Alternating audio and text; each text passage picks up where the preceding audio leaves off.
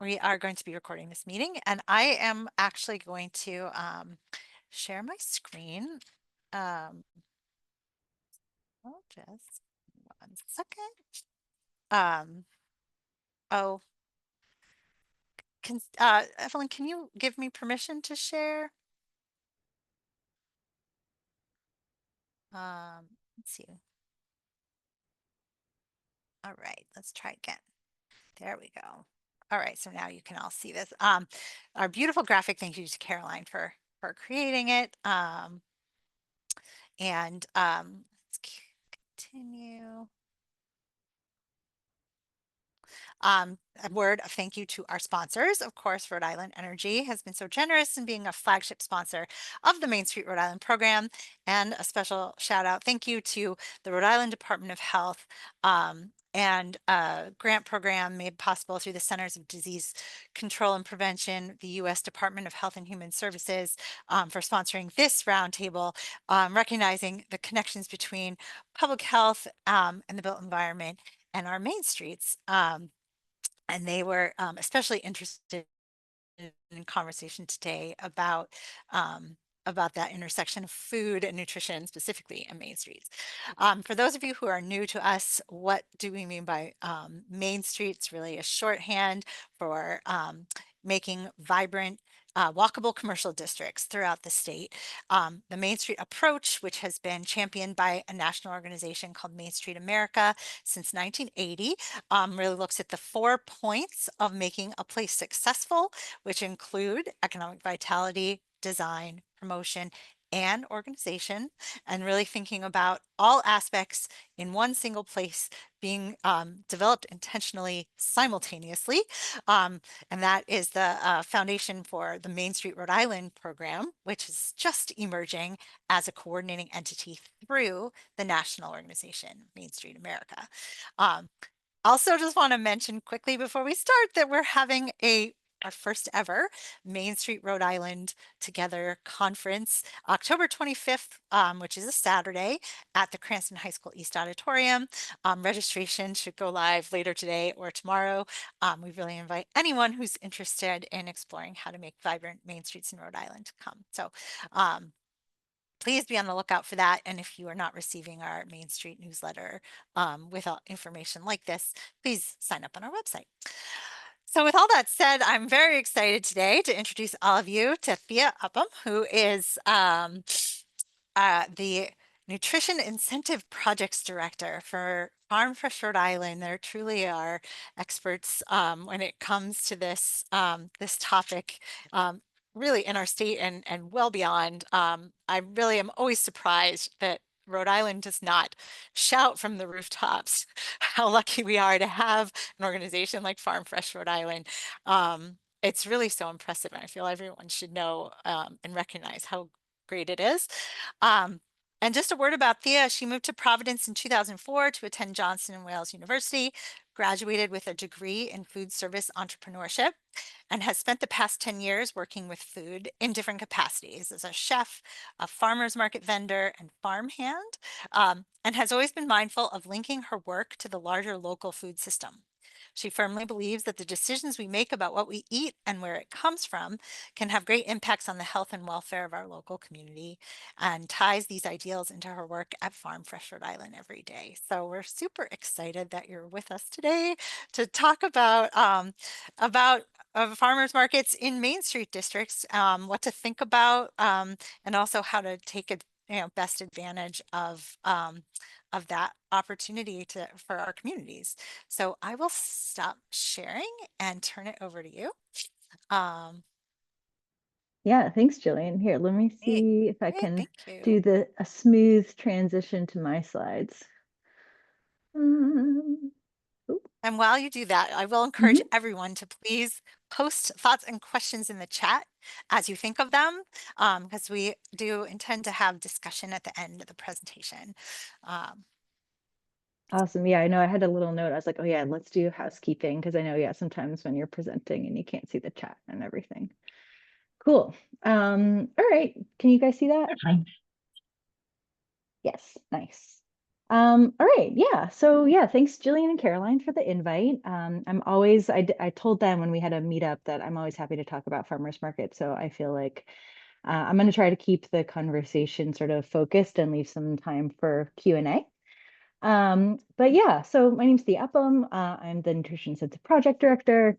I actually started working at farmers markets, fun fact, here in Rhode Island, while I was in school at Johnson& and Wales in 2006. I was Seven Star's first ever farmers market girl. And I eventually moved on to managing farmers markets in Rhode Island in 2014 at the Slater Park Pawtucket market, and took on a leadership role managing multiple markets and eventually the statewide Rhode Island market network that supports our bonus bucks program in 2015, which is a part of the work that I do now. I'll get a little bit more into that, but I'm pretty well networked with farmers markets in New England too. So if you have cross state boundary questions, feel free to throw my way too. But yeah, I don't know. Let's get started. All right, so yeah, I always like to start things off reviewing the agenda, doing some housekeeping. If you can, I kind of would love to know who's in the room.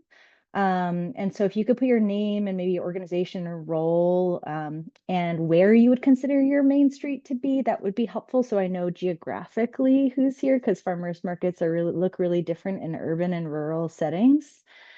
I also think it'd be best, yeah, for the presentation to use the chat for questions, and maybe Jillian and Caroline can be my buddy in fielding those. We can track them for the end. And as I've been thinking about how to talk about farmers markets and bringing farmers markets to Main Street, I kind of thought about how we can navigate the conversation to talk about like what like background of Rhode Island farmers markets or farmers markets in general, and then talk about the elements of like what makes a successful market, and what it takes to start a farmers market, and then talking about like amplifying existing markets, or like if you have a market or involved, like what are some strategies for ways that you can give it a little boost. Okay. Um, all right. So yeah, I always want to start at the start and talk a little bit about Farm Fresh Rhode Island. Jillian did a quick overview, but here's just sort of like the one slide info slide for general presentations with us, where we have our mission, which is to grow a local food system that values the environment, health, and quality of life of all Rhode Island farmers and eaters. Um, and our programs I've bucketed over on the right-hand side of the slide, where we have farmers markets, which is one of the main ways that many people know about Farm Fresh Rhode Island. And it was actually the first ever program of Farm Fresh Rhode Island. We operate the Bonus Buck Snap Match program and a few other nutrition incentives through farmers markets that we operate, but I'll get a little bit more into that later. We also do farm to school and community education programs. Like finding ways that we can do education in school settings, and finding ways to bring local food into the cafeteria. We also run a culinary job training program called Harvest Kitchen, which is also a local food processing site and cafe at 10 Sims Avenue in Providence, Rhode Island. And then we have Market Mobile is just our wholesale ordering platform. It's almost like a virtual farmers market that sometimes people don't know about, but we do wholesale local food sales through Market Mobile, and we do local food recovery and donation through our Hopes Harvest program. Oops. Hello? Okay, cool. All right, so right, really going to like the start of this conversation. It seems like Jillian kind of framed this up pretty well, but it's sort of self-evident, and like why bringing a farmers market and how farmers markets are pretty aligned with Main Street. And I kind of like this infographic from USDA to talk about the importance of like what a farmers market can do for a community. I usually summarize farmers markets as having like a triple bottom line, where they support customers with more food access, they support farmers that who have then more sales and help spur economic growth. But what's really special about a farmers market is that it brings like this community building aspect where people come together and help facilitate connections within the community. They really have kind of a three-pronged outcome in supporting like economic development, public health, and they also have an environmental role where they can be mitigating helpful instruments to mitigate climate change by like helping keep farm and businesses, help protect green space and reduce food miles. Um, And one really important aspect and thing to name about farmers markets in Rhode Island specifically is that Rhode Island has the most expensive farmland in the country. And it's something that and also in the last ag census, the Rhode Island was home to some of the most new and beginning farmers, which makes sense because there's a lot of small scale farmers here in the state of Rhode Island because we have a small state. So they're not these big ag producers. And for small scale farms and for farms that need to justify their costs because they could always be selling off their farmland to a subdevelopment, direct consumer sales is a really important channel for them because it's an easy way to make sales at startup. And also it's the way that they can maximize their dollars since they don't have to go through a traditional like distributor. And so direct to consumer sales, like farmers markets and farm stands, are really critical to the state's infrastructure. And so, yeah, I don't know, fun fact, farmers markets. So yeah, so to get into the specifics about farmers markets in Rhode Island, Farm Fresh Rhode Island manages 6 farmers markets where we do, and what that means is that we manage the vendors and then the programs, and we do the outreach and like do all the licensing and permitting. A lot of people think that Farm Fresh Rhode Island manages all of the farmers markets in the state, and that's actually not the case. We're networked with a lot of other market operators, and we are the entity that manages the most number of farmers markets. But some of the other market operators in Rhode Island are state and municipal partners. So the Rhode Island Division of Ag, the DEM, manages a few farmers markets themselves. So the state has a few state-run ones. Then we have like libraries or town council or like sort of city, like municipal government that sometimes sponsor or support farmers markets. Most farmers markets are managed by nonprofit partners like land trusts or economic development organizations, food access and housing partners. So like Aquidneck Community Table, Hope in Maine, Mount Hope Farm, West Elmwood Housing, the Westerly Land Trust. And a decent amount of farmers markets are also operated by either for-profit businesses like the Garden City Center, like of Commerce, Tilted Barn Brewery manages the farmers markets. But then one of the most common management structures are actually a group of the vendors at the farmers markets that come together and form a corporation, which is then governed by a board of the vendors, like of the market. So that's what happens at the Hope Street Blackstone Boulevard Farmers Market. That's managed by the vendors at the market. The Patuxent Village Market in Cranston is the same way. Burrowville, it's a pretty common structure nationally for the market to be actually just like initiated and managed by the vendors that are present at the market. And we can talk a little bit more about that and what it means in a little bit. Um, so yeah, and then overall, just like kind of see a context around like where farmers market trends, like big picture. I found this graphic around US farmers markets. I couldn't find a more recent one. But Rhode Island has followed based on our data, a pretty close trend nationally around a boom of farmers markets starting in the like late 90s and early 2000s. Um, but in Rhode Island, we actually saw a decline from 2015 to 2020 before the COVID-19 pandemic. And then COVID happened, and there actually has been a lot of change in farmers markets in the past 5 years. People changed shopping habits, new people moved here. And so there's been a lot of shakeup with farmers markets in the state the past few years.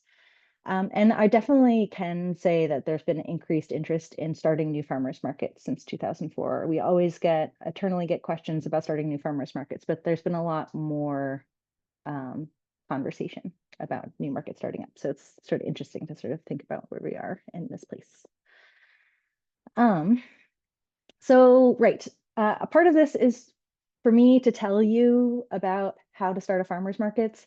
And I just wanted to share a little story, which is that when Caroline and Jillian reached out to me about this roundtable, after many years of navigating how to have the conversation about starting a new farmer's market, I'm now not afraid to just like come out and say that I usually recommend for people to not start a new farmer's market.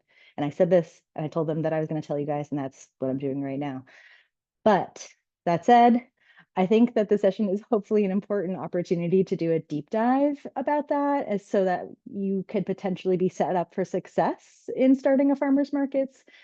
Because I can also say that just the past like 6 months, I've had conversations with at least two new partners where they've come to me saying they want to start a new farmers markets. And I was like, oh my God, this is great. You're going to do such a good job. So, it's not always the case, but generally we get a lot of questions, and usually my default answer is that. So yeah, I wanted to ground the conversation in what it takes to start a farmer's market, not to like bring it to a negative place, but I think it might be helpful to explain a very common farmer's market death cycle that I see happen time and time again. So someone gets interested in starting a farmer's market, and they're like, oh my God, I have this public park. It's so beautiful. Or I really want to have some economic development in this area. People aren't here. We want to bring a farmer's market to this community. So we find the site. There's someone who's really passionate or engaged. They find the vendors. You recruit, you start to plan programs, and you start to tee everything up. First step. Makes sense. That can kind of track. What happens though, often, and what we need to watch out for, is that new farmers markets are risky because community members may not know about the farmers market yet. So they may not show up on the first day in mass if you don't have enough publicity or buy-in. Sometimes the market's at the wrong time, or maybe it's sort of like a mismatch for the community, and they can't get there. Or like sometimes the market may not have everything that they want. Like it might not have protein, or like they kind of see there's only a few vendors there and they're not sort of as interested in coming back. And if vendors don't make money at the farmers market, usually because many times they're startup small businesses, and farmers markets can be risky sales channels because you may harvest a lot of goods.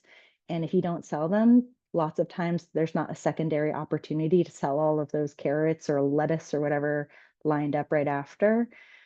Vendors can often drop if they're losing money and they don't trust that they're going to be able to be making sales.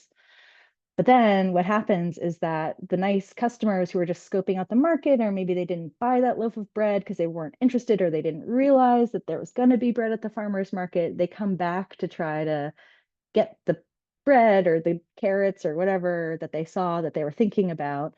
But then the vendors have dropped. And so then you kind of start to lose buy-in and trust. So that usually results in a death of the farmer's market startup, or just like a little bit of it's like it's a bumpy journey where you're always trying to balance vendor buy-in and community buy-in and making sure to show up. Um, so, all right. Um, Moving on to the next part of the presentation, I wanted to talk a little bit about what does it take to run a farmer's market and why I think it's usually a bigger job than most people think it is. So the first thing is really thinking, and this isn't ranked in order, it's just sort of like all of these factors need to be considered together. So you really need to think about your market structure, like first and foremost, like who's going to manage it, what's the business entity of like how it's going to be managed. And so like, yeah, are you going to create a corporation of a board of people? Is it going to be facilitated through a nonprofit? Are you going to create a new LLC? Is it through a for-profit business? And then really thinking about like market admin being who is doing the work of coordinating the market, and like what are the implications for each of those structures? Like if it's a management board of the vendors at the market, like who's doing social media, who's doing licenses, who's making sure that we have signage, and dividing out those responsibilities and then managing that everyone's doing everything. Many times, boards of vendors hire part-time farmers market managers, or anyone could hire farmers market manager part-time. And a common operating role or kind of way that markets are managed is it's facilitated through another full-time position, like at another entity. It's either like one full-time market manager with some help, or it's a part of someone else's role within an organization. And then when it comes to market budgeting, you definitely can budget for getting some income to cover the cost of hosting a farmer's market by charging rent to vendors. And that helps offset, all the costs that you're going to have. Um, and it's very common. I guess I wanted to mention in terms of market rent income that market rent is actually a really important attendance accountability tool, where many times people are like, oh, we need to make sure that vendors are set up for success. And so we'll just host this farmer's market and not charge the vendors a fee or find a way that we could subsidize the cost of their attendance at our farmer's market. What we have seen is that if you can charge a very low fee, it creates accountability for them to have a stake in the success of the farmers market because they've literally bought into their place and role in being there. I guess the way it's kind of been described to me really simply is like, think about like, I don't know, like I saw like a knife skills class at Stock, and I was like, oh, that sounds really cute. And if it's free, it's really easy to decide, like, oh, actually, I think I want to do something else that day, even though it may be on your calendar. But if you paid 10 or $20 to go to that class, you have a buy-in around like, oh, I already paid for that, and I have to show up. And like, yeah, you could also decide to like skip out on that 10 or $20. But you have a little bit more of a stake in actually trying to follow through on making your money back. Um, I guess I'd say that like it's normal to charge money. You should charge money. It's a very common a way that if you have a value around supporting vendors that I've seen where folks give like want to make sure that they're supporting vendors fully is that they actually do some sort of system where it's like the vendors pay a deposit, like a $300, $500 deposit for the season, and you get that money back after you based on your percentage of attendance at the farmers market. So like I guess I would suggest that as an alternative to kind of because then that just helps with that buy-in. So yeah, and then the rest of the stuff I just started to list out so you could have for reference, like what are the some common costs? There's insurance for the market site, permits you may need for using a public park or some other space, site supplies and signage, programming expenses like music, and we'll talk about all sorts of other things you could pay for. Um, Advertising, social media, and then most of the cost is really time and effort for vendor coordination, event coordination, making a map and figuring out where everyone's going to go, figuring out how everyone's going to load in, and then sort of just like doing the work of marketing and social media.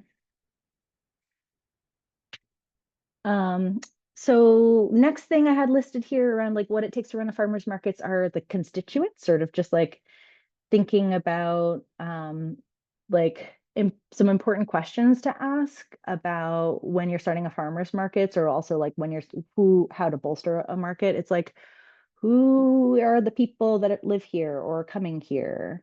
Like who has money to spend? I think that that's sometimes like where are the incomes brackets coming from, and I have more to talk about that too. When you assume like, oh, you just want to target to people that are money, there's certain programs that have money sidelined for farmers markets we can talk about.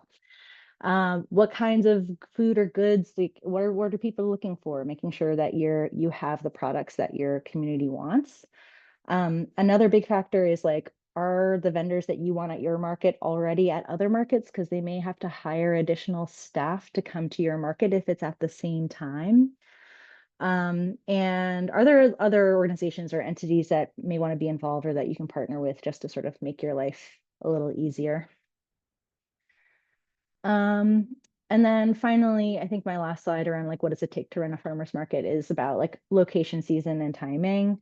So they're pretty straightforward, but sort of like one thing is around similar to like, do people have money to spend? It's like, are they ready to shop for groceries? I think is one of my top questions that people ask of like, oh, there's this park that's so nice, and wouldn't it be so nice if there was a farmer's market here? And I was like, yeah, but like, is that where people can buy something and have it sitting in their car? Or like, if they want a farmer's market at a concert, it's like, are people ready to like buy things that they could actually at a volume that they feel like they can get it be growth, like making sales for the vendor, and it's not just a nice thing to be looking at.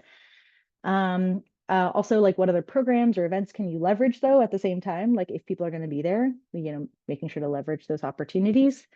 Other big logistical questions are like, is there parking for vendor staff and shoppers? Because sometimes there can be a beautiful location, but there's not actually, if you have 10 vendors, that's already 10 cars, 10 vans, sometimes 10 trucks, and your market staff. And so that already takes up a bunch of spots. Is there a way for vendors to easily load in and out? Like sometimes if it is in a public park, can they drive over the curve and into the field? Because usually the pop-up tents that require that folks use for farmers markets, they weigh like 50 pounds. And so are they going to be able to like lug all their apples into the middle of a field and have a way that you can facilitate load in, load out? Will customers feel safe shopping is something that's also important. Like we've definitely managed some farmers markets in parking lots in urban areas because that's was our mission in trying to bring food access to that neighborhood. But then like making sure that like people aren't like driving or that people aren't scared that their kids are going to run out into the street is really important. Also, are people only here seasonally? Sometimes it's very common to have like a tourism based farmers market. And also, yeah, just the kind of the basics of like how early should the market open and how late will it end, and sort of how are you going to be able to capture folks that may be shopping for your market in your community. Oh yeah, and the last one, I forgot. There's one more. It's passion. That's the most important thing. Like you really need to want to make it happen. And I think that the way to avoid the farmers market death cycle is by getting buy-in from the vendors and welcoming people as they come in and saying how much you appreciate them being there and how much you appreciate the vendor sticking it out, even if they've had a hard day, and showing up and buying some of their leftover bread so that they can help sort of make the market a more viable space. So just having that vision and passion can really go a long way. Um, okay, I'm going to switch into the last phase of the presentation, which is talk about bolstering existing markets, or like if you have a farmer's market already operating, or sort of like maybe phase two things that could be considered in phase one, but really are nice extras to have around beyond the basics. Um, like I said, like vendor success is really critical. And so my role as nutrition incentive project director is managing a lot of the nutrition incentive programs that we operate through Farm Fresh and affiliate. We actually operate a few different ones I can talk about at nauseum probably. But we run some programs trying to find ways to facilitate SNAP payments at farmers markets to make sure that people that have money on SNAP through SNAP can spend those dollars at the farmers market too, and don't just have to be beholden to spending them in corner stores or larger scale grocery retailers. And those dollars can have an impact on local communities because they're federally funded and entitlement benefits. And so Farm Fresh fundraises to match SNAP benefits dollar for dollar. So that means if someone uses $10 of their SNAP at a farmer's market, we run a program that automatically matches that $10 for at 10 free dollars, and the customer walks away with $20 to spend at the farmer's market. Um, there's also a special Rhode Island Department of Health WIC FMNP, which stands for Farmers Market Nutrition Program. So there's money in the state WIC program, which is a nutrition incentive program for pregnant parents and parents of young children, that's sidelined specifically to use at farmers markets. And that there's a similar specific farmers market nutrition program, FMNP, called the senior FMNP that's administered through the Division of Ag. And so all together between bonus bucks, WIC is like I think it's like about $100,000. Senior is like $200,000. Fresh bucks and bonus bucks is about 400 or like $500,000 all day together. So it's like this is a lot of money that's coming into the economy here in Rhode Island that like if you aren't signing up for or making sure your vendors are signed up for, that they can't accept, it can be going right into the pockets of your vendors. There's also some creative ways that farmers markets partner with for-profit businesses or not or nonprofit businesses around like worksite wellness programs. So at our Woonsocket Thunder Mist Farmers Market, um, employees that are signed up for like worksite wellness where they get like a free gym membership or something like that.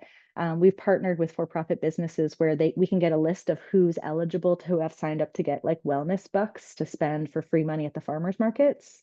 So that way it's sort of like a way that's a nutrition incentive for staff to be able to have free wellness dollars to spend at farmers markets. And it's a pretty common tool that some farmers use to try to work with local businesses for a nutrition incentive for their employees and for the benefit of the farmers market. Um, there's a program called Maine Bumper Crop I wanted to highlight. It's sort of similar to that, where they've really just expanded a worksite wellness program across the state through the Maine Federation of Farmers Markets. That they it's like basically like a worksite wellness where they have like state agencies that are able to use like worksite wellness dollars at their farmers markets, and it's pretty fun. Anyways, this is the slide I could talk about for a long time, so I'm going to move on. Let's go back. Other things are pretty straightforward around like just like engagement programs, like having music at the farmers market helps people stay and shop longer. That's kind of a common like business set of knowledge. Like when you have music playing, people hang out longer. Low stakes or low cost things for engagement are like taste tests or sampling. Recipes are huge. People love free recipes, especially if it's stuff that you can use at the farmer's market or shop for at the farmer's market.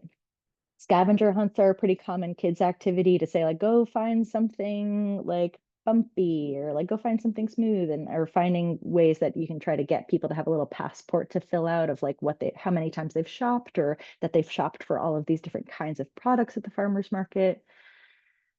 Kids activities are really big, and thinking about also bringing in community partners. There's a ton of paid community program you can be doing, and so there's like a lot there, and I'm gonna kind of glaze over that, and we can talk a little bit about like what you guys have thought about or like what you could do.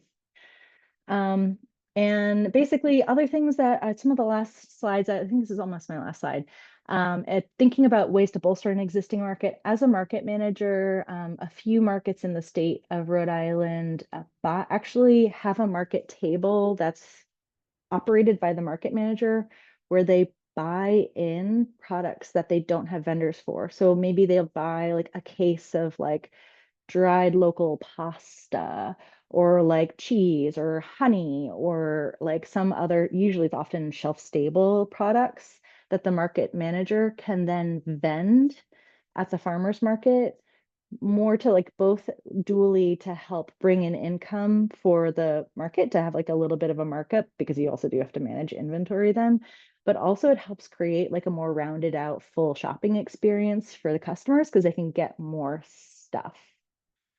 So there's like it's like a caveat thing, but it's something that people do.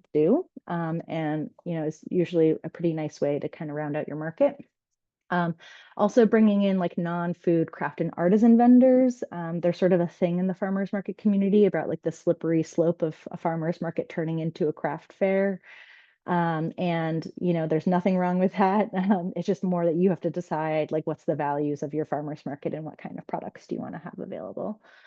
And then lastly, just like I couldn't help but say, like, if you're thinking about bolstering a market that already exists in your community, finding ways that you can like volunteer to support them or like sponsor them can help, like, especially like if you're a for-profit business that like is on like trying to help build out a main street or something, like ways that you can sponsor and support with some of those programs that I've mentioned, like yourselves, is a great way to help out. I think, yeah, okay, cool. Yeah, my last slide is just thinking about some farmers market resources and links. I think that Caroline said you guys are going to be able to post this recording, and maybe what I can do is figure out if you've been here, we can get the slides too, because I made these into little hyperlinks.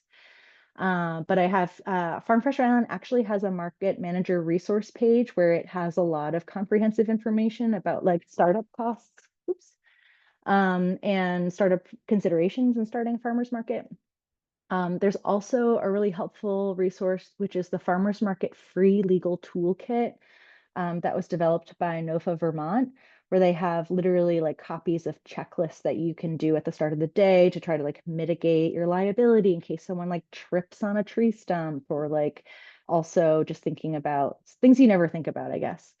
Thank you. Yeah, a Farmers Market Coalition is a great resource. They're sort of like the national farmers market resource. And I put the markets at email for Farm Fresh just generally for you, so you can eternally ask them questions. And you can see also farmers markets near you on our Farm Fresh Rhode Island website. Here's the farmers market list where you can see if you have a farmers market near you where you are place-based that you may be able to support or partner with as you start to think about starting farmers markets. Um, I think that's it. Then my next last slide, yeah, is just moving to questions. Questions. Here, am I gonna stop sharing so I can actually like see things a little better? Yeah, and everyone is now invited to turn on their camera so we can actually have a conversation if anyone is willing to turn on your camera. We would love to see your faces. But we do have some questions in the chat that we Ooh, had yeah, as you were talking. I'm just going to kind of run through them all. sure. So Carolyn, guessing our farmland is expensive because we're the second most densely populated state in the country. Um, is that, Yeah, I see is that. that Yeah, that why? the case. Yeah, I think it's we're densely populated, and then also farmland. Sometimes farmland, or I guess not sometimes, often it's not uncommon for farmland to have a different price than traditional real estate. But when you think Mm, about like what farmland is it's a really nice, big, flat, n- like open area. yeah, So it's ripe for development. And once a farm goes into a parking lot or a subdevelopment, it never goes back. It never goes the other way around. We're not tearing them down to right. start new farms. But I think it really is the scale. So it's like it's all kind of the same price as traditional real estate. Mm. And so it makes it harder for Rhode Island farms. So it's actually a big problem with our division of ag here for farms that just get priced out of Rhode Island. And it's very easy to move to Massachusetts or Connecticut and find something a little bit more affordable. Yeah, this was an issue GrowSmart Rhode Island had a big role in working on years ago, but yeah, it's Yeah. certainly something of concern when you think about smart growth. All right, so do you coordinate with all these other farmers market providers so you're not duplicating efforts or competing with one another? I know you Yeah. mentioned that the market manager who's setting the date and time should do that. Are you keeping your eye on that as well? Yeah, I think I mean, farmers markets that have been established are pretty well established, and usually there is some coordination, and it's tricky because we're all being operated under different management structures and have slightly different missions too. But I do think, and I've seen some really helpful ways that markets that are nearby one another can like leverage support for one another. Like in the East Bay, they have the Warren Wednesday schoolyard afternoon evening market in Warren, and then there's the Bristol Mount Hope Farmers Market in Bristol.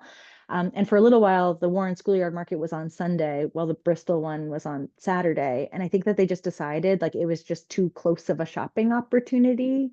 And they sort of were in touch around trying to find a way to duly promote like East Bay farmers markets, or like sort of like so that way you can refer to one or the other when you miss a market opportunity to go to the Wednesday one. If you finish shopping Wednesday and you forgot something, go on Saturday.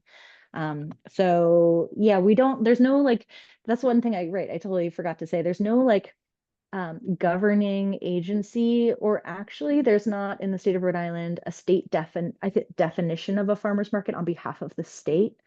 Some of the FMNP nutrition incentive programs means like a farmer's market needs to be two vendors, but there's no like permitting on behalf of the state that you need to take out or register a farmer's markets here in Rhode Island with the Division of Ag or anyone else.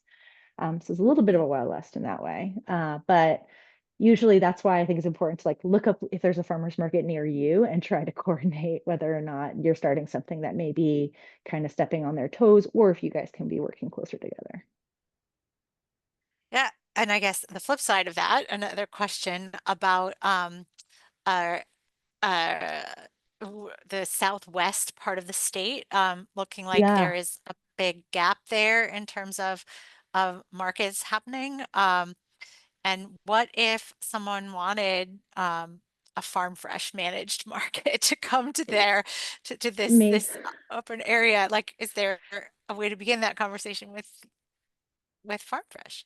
Yeah, there are certain organizations that do sort of like contract management for farmers markets.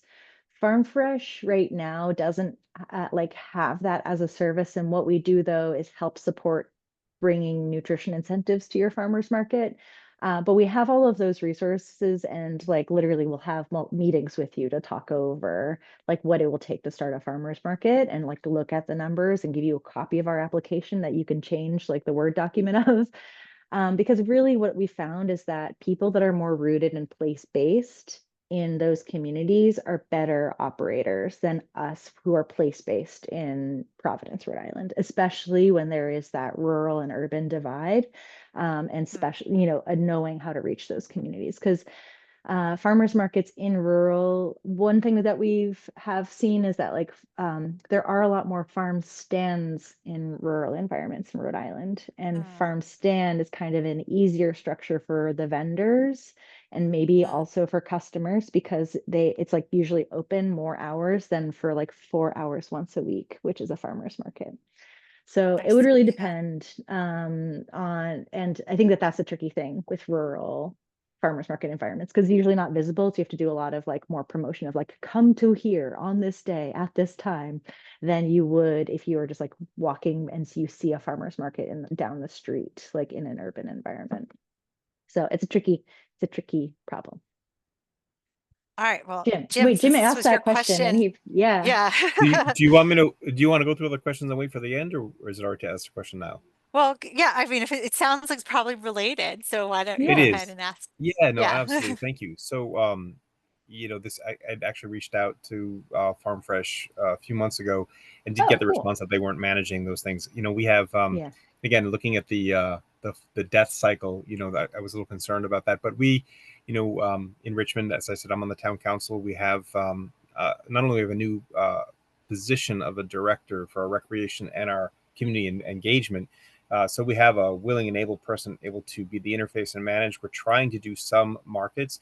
We are at the junction of 112, which is the avenue to all of Charleston and Southern Rhode Island, as well as 138. We have a public place where we're ready and able to do this. We just need some support to have it to get moving. So I'd love to be able to connect with you or someone on your team to have a conversation with our administration to make it happen. We do have a lot of farm stands, but a lot of them are a flower here and a piece of vegetable here. We don't have anything Yeah. unified, and our community has been asking for this, and we have a lot of local vendors who want to participate. So we're Cool. we're ready. We have a lot of energy for it. Good. Yeah, I just put my email in the chat. I realized I didn't put that in the markets. That's the surest fire way for this presentation to be evergreen and you to have a quick response. So I put the markets at email, but I just put my personal email in Great. the I'll chat. And send a feel note. free to reach out. I Great. do Thank know you. that. Yeah, I also know one of the people that I said, "Oh my God, yes, you should totally start a farmers market too this year." Just a couple months ago, is in Coventry, uh, and yeah, I feel like there's sort of a little. There was like some. Yeah, it's still pretty, they were a little bit further south. So I guess I'm getting skewed in my Providence perspective. So Yeah. Yeah. we're well down. We were exit Yeah. three, so we're way down. Yeah. But we also have some limitation on food availability. So we have one Stop and Mm, Shop, and it is limited. So yeah, there's a real desire to go out beyond the brick and mortar type food vendors. So I'll bounce it out. totally. Thank you. Cool. Yeah. It looks so Nicole, thank you so much she's commented in the chat that farmland in Oh, Rhode Island is typically zoned residential, which ups the yes, price because that, as you totally. said, makes it attractive for housing development. So something we talk about all the time, the housing crisis in Rhode Island, and how GrowSmart really wants to advocate for location efficient housing, not using farmland to solve that problem. So Totally. to take all these things into account.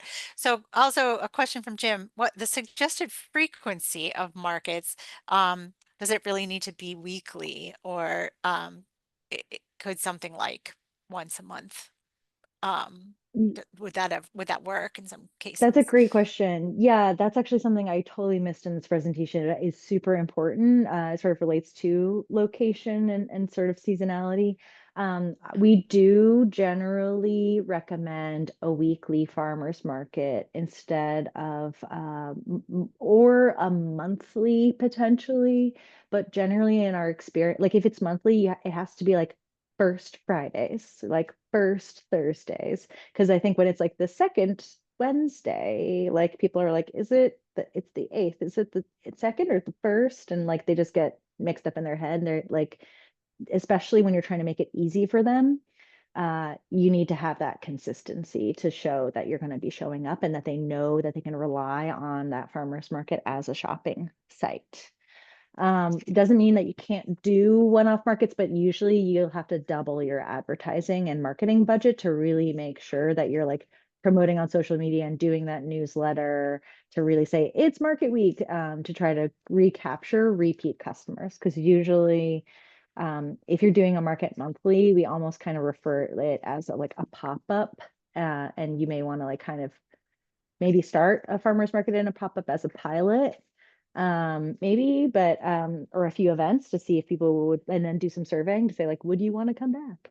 um but that's something that is a really important factor, and it's tricky because then if you're there every week, it's more staff time, it's a bigger commitment for the vendors, but they also benefit from that consistency.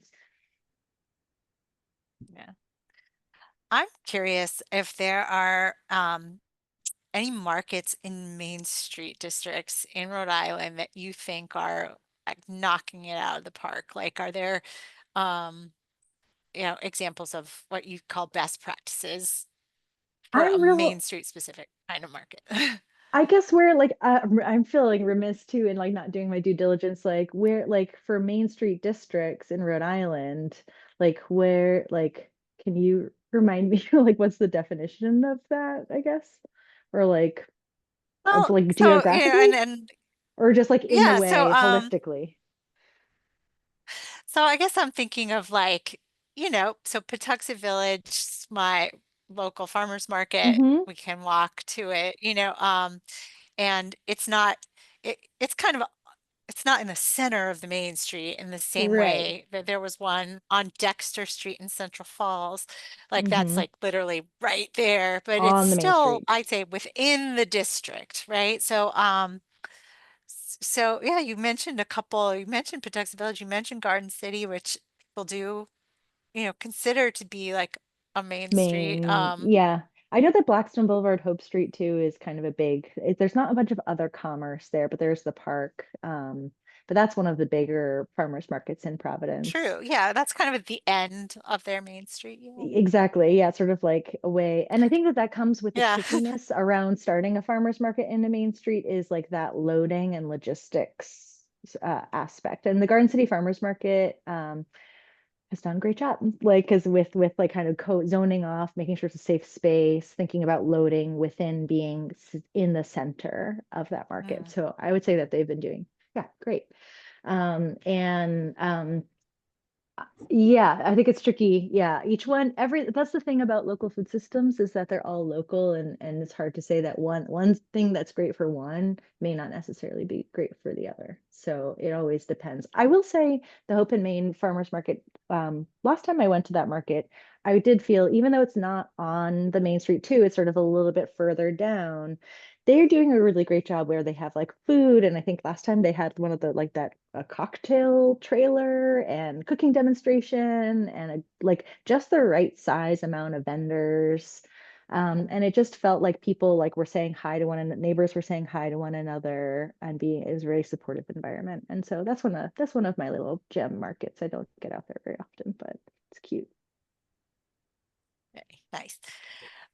Caroline, did you have any Yeah, questions? I well, I saw your just kind hand of up. had a bit of a question. I was realizing, like, I think in a way there's been like two competing ideas of how you get started. Like, you open by saying it almost seemed like, okay, we need like the death spiral. You gotta have Mm. everything lined up. Yeah. And you gotta open with the bang, and you gotta have all the people there, and they gotta be ready to shop and otherwise, boom, it's all going to fall apart. But that runs counter to like how so many, what we always think of in terms of starting businesses and what you just kind of said about piloting, which is just like you test something, which Yeah. so how, can you like tease that out a little bit? Like, is there a way to effectively test without it like guaranteeing a death spiral? Yeah, that's a good question. And I think that's where it is really tricky. And it may be sort of like, I don't know if I've necessarily, I actually like haven't like started enough new startup. I've been watching the death spiral happen. And I've seen it to know how to get through it. But I do like, yeah, like it's like the Garden City Farmers Market, I think has done a good job where it's sort of, you have to right size the market opportunity. Like, I think that Mhm. sometimes, or maybe the death spiral is more about like sometimes people are like, and we're gonna have this, and we're gonna have that, and then it's gonna be 80 Yeah, vendors, and you have to like sort of just like rationalize sort of like what really yeah. think you can fit, and then and also it's really about that like that passion and buy-in, right? To like make sure that you Maybe it's know. also like, I'm wondering if it's also kind of like, okay, if you have a place that gets a lot of foot traffic, Hmm. that Yeah. maybe you're going to do better with being like, hey, let's just get one vendor Yep. who, and they don't have any competition, Hmm. and a guy on a banjo. Yeah, And you can that's just a test fine place that to out. start. Yeah. Yeah, And totally. then, but you have to have the foot traffic. So it's like, Yeah. meaning, Yeah, exactly. I guess it Yeah. just depends on the community. Yeah, and I think that Well, that's guys, look always at the biggest what thing for logistics. Like it's like the like yeah. where's the foot traffic? Because I think very often when people are like, "Oh, we want to have a farmer's market," very often the ones that I'm like, "No, this is the death spiral situation," is like, "This is this beautiful park." And I love beautiful Yeah, parks, and I think a farmer's market at a beautiful park right. would be great. But it is the like the loading and whether or not people actually want to walk around and carry bags of corn and a jar of Yeah. salsa, you know. Yeah. Oh, so Jim again posted that Richmond's having their first fall festival on Sunday the 19th, organized by the Recreation Commission. Be part of it will be a farmers market or organizing a local market vendors and craftspeople to give a good pulse on the local population of potential vendors and public interest for future events. So that's a really Nice. great idea. Love sound of that. Um, and Um, and Jim, what I'm doing here is I just sent my email address, and I want everybody to know that we have a Main Street monthly newsletter. And I am so eager to be including, like, helping market whatever you have going on in your Main Street. So Jim, send me that information. If like there's something we can, I'll try to remember to copy it and paste it. But just generally, like whenever you have something you're really excited about, we can put it in our monthly newsletter to help get out the word to other people. Absolutely. When I'm going to follow up today with an email to Thea and to Jillian and to you, Caroline, and copy our town administrator as well as our Recreation Commission chair and our community Great. wellness director. I'd love to get more information and possibly there's an opportunity if we can get this off the ground that you could present before council as these ideas. I think it's great to let the community know what's going on. We have a lot of farmers markets, but we also have a lot of people who would take advantage of food assistance programs in Richmond. Richmond is a rural community, but we have individuals who require and need that type of support as well. So it'd be great to see them be able to find that fresh food and not be in a food desert for utilization of the services. Yeah. Totally. That's great. And just one last question, Thea, if you know, what's the status of like those assistance programs as far as like SNAP and WIC? Are those are those Yeah, safe that's for a now? big, yeah, big question. There are, yeah, some conversations about cuts to the programs and cost sharing with the state who are trying to figure out their ability to sustain those programs. For the most part, we have been hearing that the WIC and senior farm FMNP programs are relatively stable. They weren't expressly mentioned as being cut because they're sort of side programs to the larger WIC and SNAP programs. SNAP, what essentially is likely to happen is that less people will be able to enroll or will be able to sustain enrollment with the SNAP program, which we're probably anticipating a decline in SNAP being spent. But that said, we have found that people that use the SNAP at their farmers markets are very loyal. And there is a lot of alignment in people that are really passionate about shopping at their local communities. And so I think that it's going to be interesting to see. The bonus buck SNAP match program is at risk, but that won't mean that folks can't still take SNAP dollars. And but that's again where like there's some other creative ways to be potentially like working with other for-profit businesses on other nutrition incentives. Like we were trying to talk to like Brown University, like we did successfully partner with Thunder Miss Health Center for their employee wellness program. And we also do CCF, Connecting Children's and Family, like we do worksite wellness with them. So finding other partners and sort of getting creative is, I guess, maybe the main takeaway there.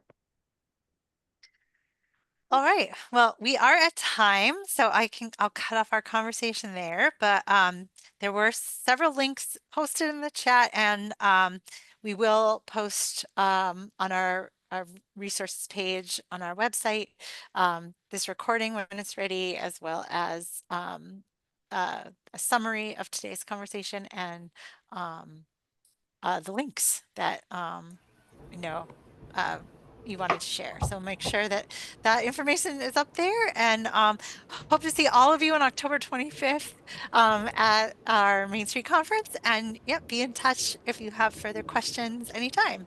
So thank you again, Thea, Oh, so much for joining us. And thank I'm you all just for gonna, listening. Thank you. I just want to say we are about to Thanks. go live with registration if we haven't already. So like, you know, we really want to see you all there. So check our website shortly. Thank you so It's gonna much. happen Thank you, everyone. today. We want to see everyone. Bring your friends. Great. Thank you so Okay. much. Thank you, All guys. right. Have a good day. You too. Bye. Bye-bye. Thank you.